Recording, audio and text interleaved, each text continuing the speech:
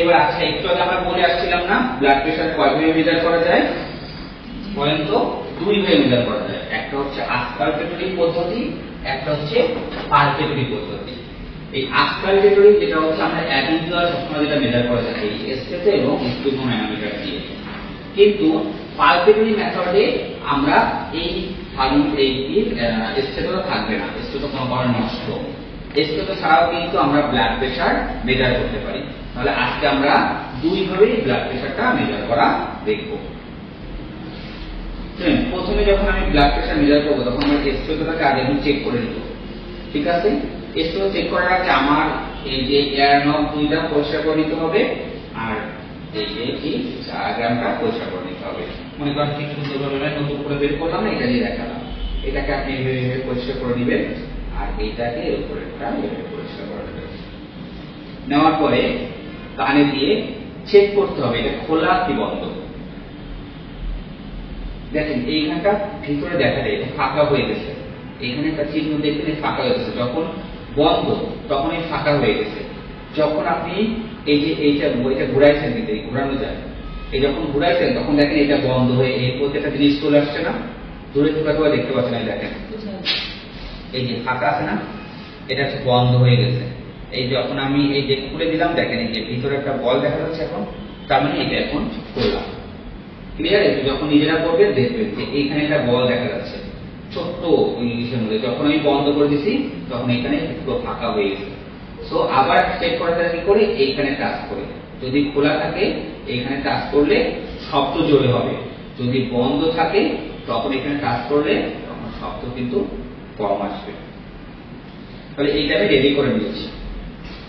এইবার কাজ হচ্ছে আমার এই স্পিগমোম্যানোমিটার, ঠিক আছে? এবার কাজ হচ্ছে আমার কোথায়, স্পিগমোম্যানোমিটার। সেই ক্ষেত্রে সুন্দর করে আমি বের করে নিব। নেওয়ার পরে এই যে এয়ার কাপ যেটা কি হ্যান্ড যেটা, এটাকে আমি সুন্দর করে কি করব, বাতাস বের করে নেব। ক্লিয়ার? নেওয়ার পরে আমি চেক করে নিব যে এই এয়ার স্ক্রুটা বা এটা ঠিক আছে কিনা, ঠিক আছে? অনেক সময় কিন্তু এটা ঠিক থাকে না, ঠিক আছে? এখন কি করলাম, আমার এবার তার ব্রাকিয়াল আর্টারিতে কি করতে হবে, মেজার করতে হবে, ঠিক আছে? ব্রাকিয়াল আর্টারিতে। তাহলে তার হাতটাকে আমি এইভাবে নিব, দেওয়ার পরে ঠিক আমি সেই ব্রাকিয়াল আর্টারিটা খুলে নিব। এবার দেখেন স্কিন টাচ করে দিলে সুবিধা হয়। এখন তার ভেতরে যখন টানবো তখন আবার এই জায়গাটা তখন তার টাইট হয়ে যাবে, ঠিক আছে? টাইট হয়ে যাবে। তো এই টাইটটা কিন্তু করা যাবে না। যদি দেখেন আপনি এই কি করে জামাটা তুলতে যে এখানে টাইট হয়ে গেছে, তাহলে আর এই জামাটা তোলা যাবে না, এই পর্যায়ে করতে হবে। যদি টাইট না হয় তাহলে কি করব, তাহলে আমি এই জামাটা তুলে স্ক্রিনে করে দিব। এইবার কি করব, আমি ব্রাকিয়াল আর্টারি থেকে 2 থেকে 2.5 ইঞ্চি উপরে আমি আনকাপটা বাঁধবো। বাঁধার সময় অবশ্যই খেয়াল রাখতে হবে যে খুব বেশি ঢিলাও হবে না আর খুব বেশি টাইট হবে না। আর এটা আমরা বুঝবো কি করে, এই বাঁধার পরে এখানে এই 2 আঙ্গুল যদি আমার ইজিলি যায় তাহলে বুঝবো যে না এই বাঁধাটা পারফেক্ট। এটা বোঝা গেল?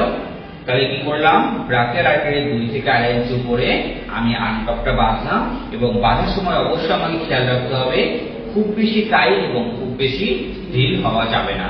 খুব বেশি যখন টাইট হবে, যখন আমি এই টাইট দিয়ে পাম্প করবো তখন এটা ফুলে উঠবে। খুব বেশি টাইট হলে এই পেশেন্টের খুব বেশি কষ্ট হবে। আর যদি ঢিলা হয় তাহলে আমি অ্যাকুরেট ব্লাড প্রেসারটা এখানে পাবো না। এই জন্য আমাকে এই দুইটা জিনিস অবশ্যই খেয়াল রাখতে হবে, খুব বেশি টাইটও হবে না আর খুব বেশি লুজও হবে না। এবার গেল, এইবার আমার যেহেতু এটা আগে রেডি করা ছিল, এইটা কানে দিলাম। দেওয়ার পরে আমি এবার কি করলাম, ঠিক এই ব্রাকিয়াল আর্টারি যে বরাবর আছে ওই বরাবরটাই আচ্ছা আমি কি করব, ওই বরাবরেই আমি হচ্ছে এই স্টেথোটা রাখবো। রাখার পরে এইটাকে আমি যে লাস্ট যেখানে যে সেট হয়ে গেছে তারপরে আবার জোরে চাপ দেবো না। মনে করেন এরকম ঘুরাইতে ঘুরাইতে যেখানে যে আটকে গেছে ওই পর্যন্ত শেষ, আবার জোরে কিন্তু চাপ দেবো না, ঠিক আছে? মানে জাস্ট এই যে ঘুরতেছে, যে মনে করেন ঘুরতেছে, যেখানে যে থেমে গেছে ওই পর্যন্ত শেষ। দেওয়ার পরে এইবার হচ্ছে আমি বড়দের ক্ষেত্রে বা যখন স্টেথো দিয়ে করবো তখন 180 অথবা 200 পর্যন্ত আমি কি করব, উঠাবো। তাহলে আমি উঠাই।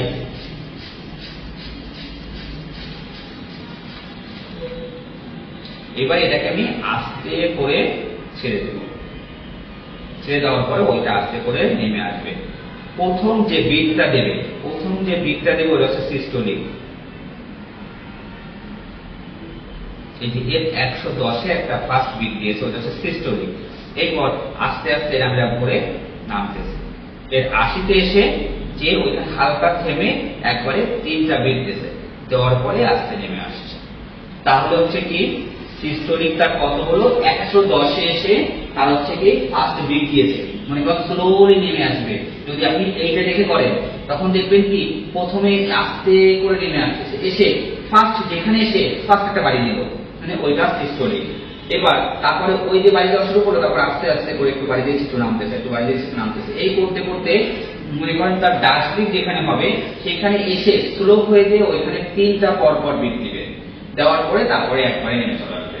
তাহলে সিস্টোলিক হচ্ছে ফার্স্ট যে বাড়িটা দিল ওইটা, আর ডাস্টবিন হচ্ছে যেখানে এসে লাস্টে দেখবেন যে স্লোলি ওইখানে একবারে 3টা বাড়ি দিবে। বা যদি আপনি এসছেন দিয়ে শোনেন তখন ফার্স্ট যখন বিট প্রথমে যখন ছেড়ে দিবেন তখন কোনো বিট দিবে না, যেখানে বিট শুরু হওয়া তখন ওই আপনার কানে একটা বিট শুনতে পাবেন, ঠিক আছে? ওইটা হচ্ছে সিস্টোলিক। এন্ড তারপরে লাস্টে ওরকম একদিকে এসে 3টা বিট দিয়ে নেমে চলে আসবে, এটাকে বলা হয় হচ্ছে ডাস্টবিন। এবার দেখেন আমি কিন্তু ওই যে আমকা বাদ থাকা অবস্থা আপনার সাথে কথা বলছি, নো।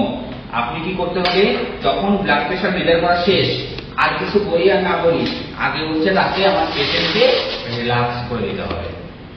রিল্যাক্স করে দেওয়ার পরে এবার পেশেন্টকে বলতে হবে আপনার পেশেন্ট হচ্ছে 110 to 80, তো আপনার নর্মাল আছে, আপনি কোনো টেনশন করবেন না। ক্লিয়ার? এইভাবে বলার পরে আমার কি হলো, এই ব্লাড প্রেশার মেজার করা শেষ হলো। এবার আমি সুন্দর করে, এটা ভাঁজ করার নিয়ম আছে, কিন্তু এটা ভাঁজ করাও কিন্তু অনেক সময় অ্যাক্সেসর দেখে। প্রথম এই দুইটা দেওয়ার পরে এই একটা ফোল্ড করলাম, করার পরে এই দুইটাকে আবার এই জায়গা দিলাম, এন্ড দেন আপনি ফোল্ড করে ক্লিয়ার। এই যে মনে করেন ঠিক আছে, আর বলছিলাম রেস্টোরেশন রেটটা, আমরা রেস্টোরেশন রেটটা কখনোই তাকে আমরা বলে একটা পেশেন্টকে আমি রেস্টোরেশন রেট চেক করছি এই কথাটা বলে তার রেস্টোরেশন রেট চেক করা যাবে না। কারণ কি, এইটা তার আমি শ্বাস প্রশ্বাসের গতিটা চেক করছি। এবার এটা চেক করবো কি করে, যদি আমি তাকে বলি তাহলে কি হবে, তার ভেতরে নাই খুব দ্রুত শ্বাস নিচ্ছে, নাই স্লো করে দিচ্ছে, মানে ইরেগুলারিটি চলে আসবে।